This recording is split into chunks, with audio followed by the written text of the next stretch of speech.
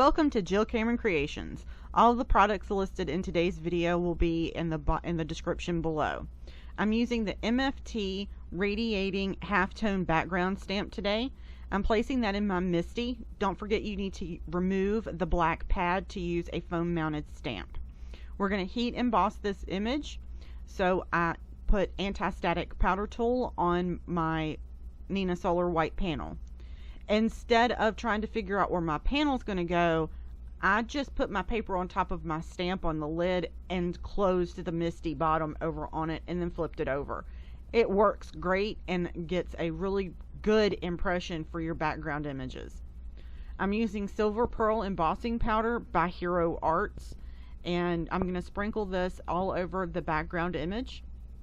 And then I'm going to use my heat tool on a culinary board from my kitchen. Instead of trying to hold it and burn my fingers like I've done a million times before, just put it on the board and take your heat tool to it. You can also use a clothespin, but when you have like a full image on the background, it's really hard not to mess up your heat embossing. So this works absolutely fantastic, so you don't burn your fingers. Safety first. Now I'm going to also cut this out using one of the A2 stitched rectangle dies from MFT. There's two sets, and I pull out the largest of the A2 size stitched rectangle dies all the time. It leaves a little white border around everything, so I absolutely love it.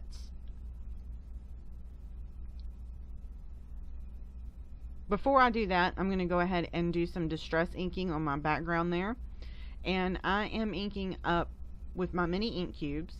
I keep my foams in the bottom of my mini ink cubes, and that's one reason I really love the mini ink cubes better than I like the full-size pads.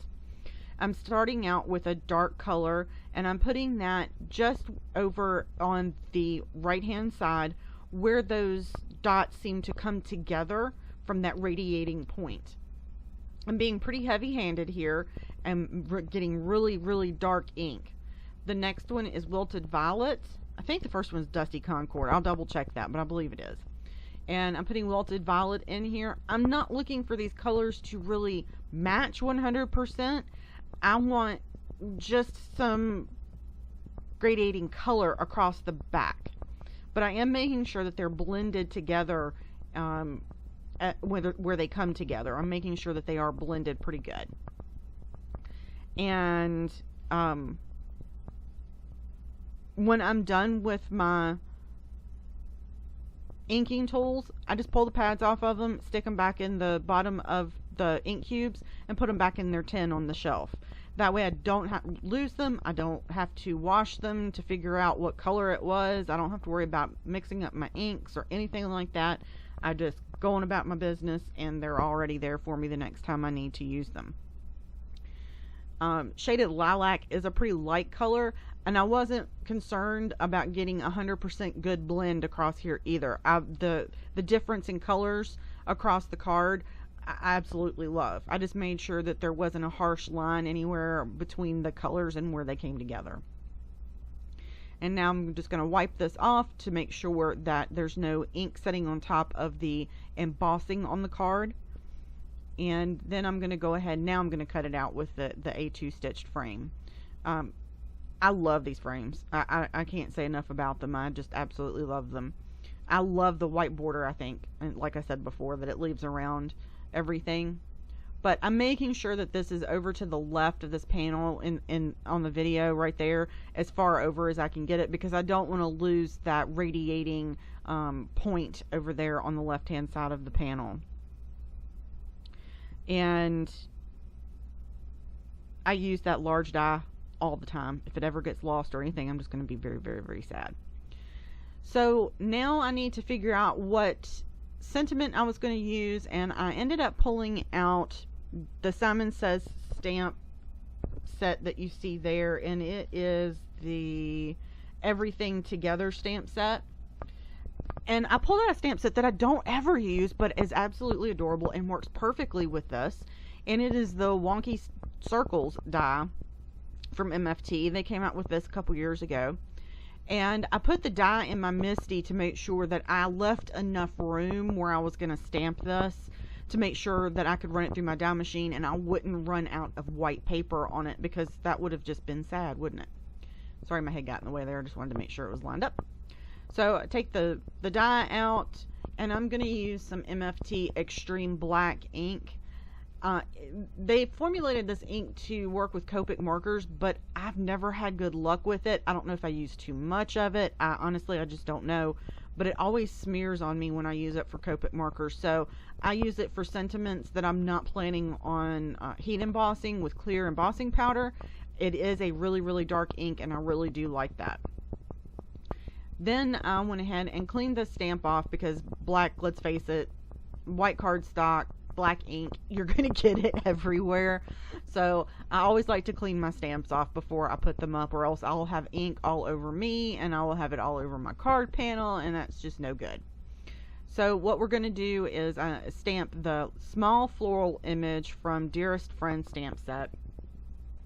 And I didn't want to pull out another piece of paper, so I just wanted to make sure I had enough room there. And that's all I was doing. And making sure everything's going to be good to die cut this as well. I used jet black ink from Lawn Fawn for my Copic coloring. It's a really dark black ink. I don't have any problems with it. It does not get the acclaim that it needs, because it is really good ink. I really, really do like it. It doesn't smear. It's really dark, and it's just a really great ink. I do really, really enjoy it. So we're going to Copic color these flowers in just a second, and instead of me talking you through it, I'm going to play a little bit of music while I Copic color these, and then I will come back to you and put the card together. Enjoy.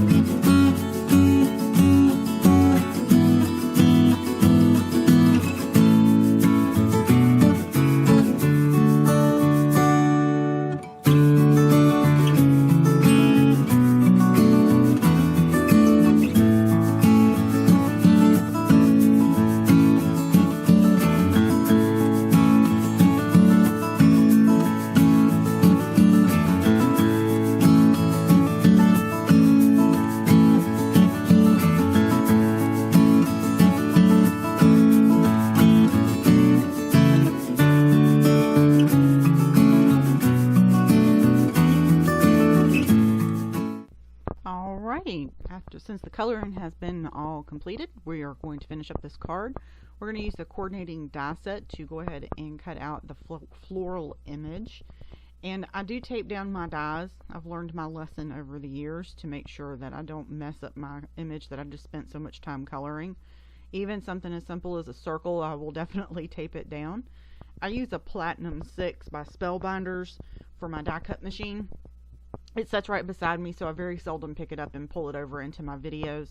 I absolutely love this die cutting machine.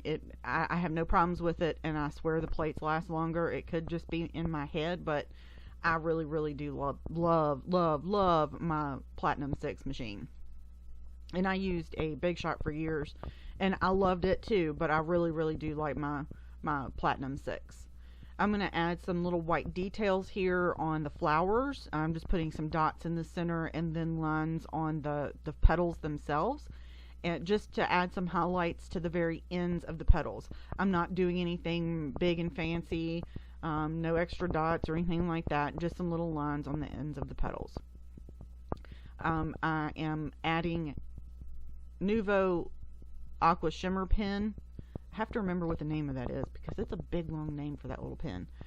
And I'm just tracing all the letters on here. This is the only like glittery stuff that's on this card. The pearl, silver pearl embossing powder has a sheen to it, but it's not glittery and shiny. So I wanted something that was a little bit shiny for the card, and I decided that the sentiment needed it and not the flowers. So I don't put it on the flowers or anything else. I'll just put it over the words on the sentiment. And I'm using a side fold A2 size card base, some tape runner to adhere that down onto my card base so I can get that nice white border around my panel there. And this was a mistake. I was trying to stick this down on there just using tape runner, and then it dawned on me I'm using tape runner on embossing, and that's just not going to work. So I added some liquid adhesive, and that is Nuvo Deluxe adhesive, to put that down and make sure that that's adhered well to the card panel there. And then I'm going to do the same for my floral image and going ahead and adhere that to the side, a little bit off to the side. And that finishes up our card today. If you have any questions, let me know. Don't forget to subscribe, and also you can check me out on Instagram and Facebook, Jill Cameron Creations. Thanks. Have a great day.